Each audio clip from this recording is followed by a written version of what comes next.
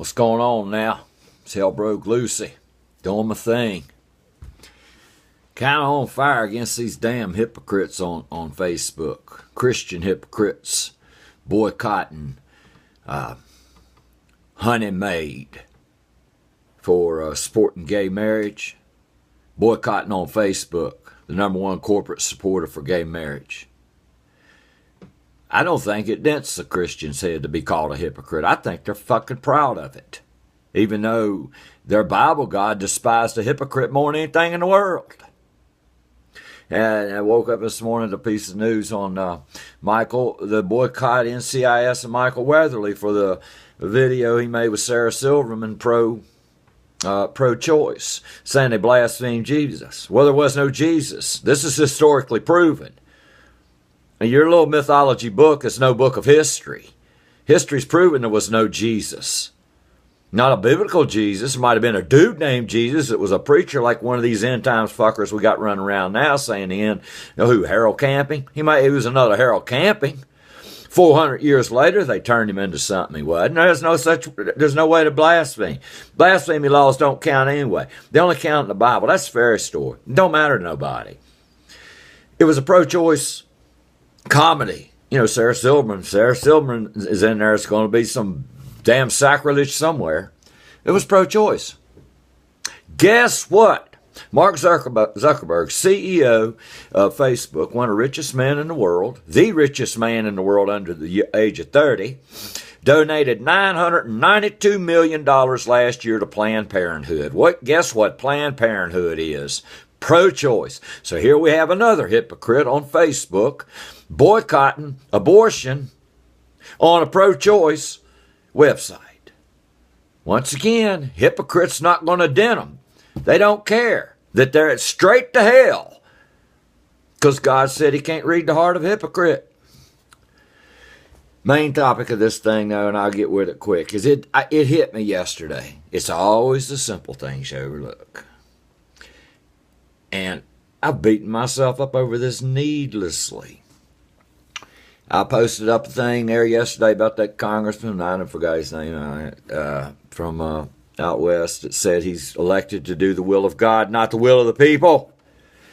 And how would that Elroy Mock, he said there's nowhere in the Bible that condemns slavery, and he wants to bring slavery back. I put that one up a couple weeks ago. He's a Republican representative. Well, he didn't win, but that shows the voice of the Republican Party. We got your asshole down there, Todd Akins, says that rape is a virtue, that the seed from a rape, if a woman gets knocked up, that means she was enjoying it and all this dumb shit. Trying to put these Christian laws into secular law of America.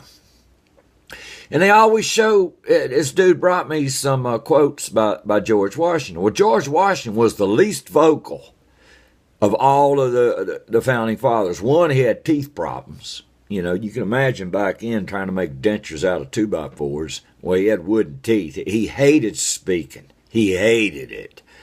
He had the least sound bites, the least quotes of any of the founding fathers. But that dude, Joel Barton, has gone and put a book together that's got more quotes by George Washington than Thomas Paine, Jefferson, Adams, and Madison combined. And they were mouthy motherfuckers. They were like me. Thomas Jefferson talked in his sleep.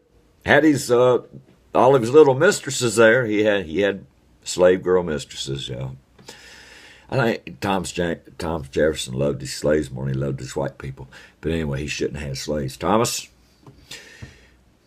he talked all the time. But to hear Joel Barton tell it, George Washington outquoted all of them. Bullshit. Let me explain to you something, Christians. I'm an atheist. I don't have a problem with the God. I state that there is no one, isn't one, simply because there isn't one. There's no evidence of one. But I don't have a problem if one shows up. Not at all.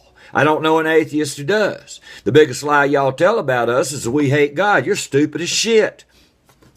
You're just stupid. Our problem was with Christianity. Get it through your damn head. God and Christianity are as far apart as sand and water. You got sand, dry sand over here, and a bunch of water over there. Christianity has nothing to do with an idea of a God. An idea of a God would be an idea of sanity. It would match science. It would match the universe. It would match all of nature if there were a God. That's just goddamn common sense. That's just rationality. So no, we don't have a problem with a God. It's just that nothing's shown up. There's nothing there that says God did it. Nothing. Our problem is with you. You. In that goddamn book called the Bible that's the most atrocious story that's ever been written. Okay.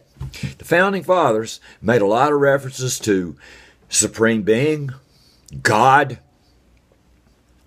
and so forth. Our Almighty. A large number of the United States Founding Fathers were deists or had strong deist leanings. Some of them identified themselves as Unitarians or non-Trinitarian, non-Trinity, anti-Catholic. Thomas Jefferson said that the Trinity was the most stupid idea anybody ever come up with, and he ain't even discussing it. Of Christianity that emphasized rationality and skepticism. These deists include Benjamin Franklin, George Washington, Thomas Jefferson, Thomas Paine, James Madison, John Adams. Rejection of supernatural events.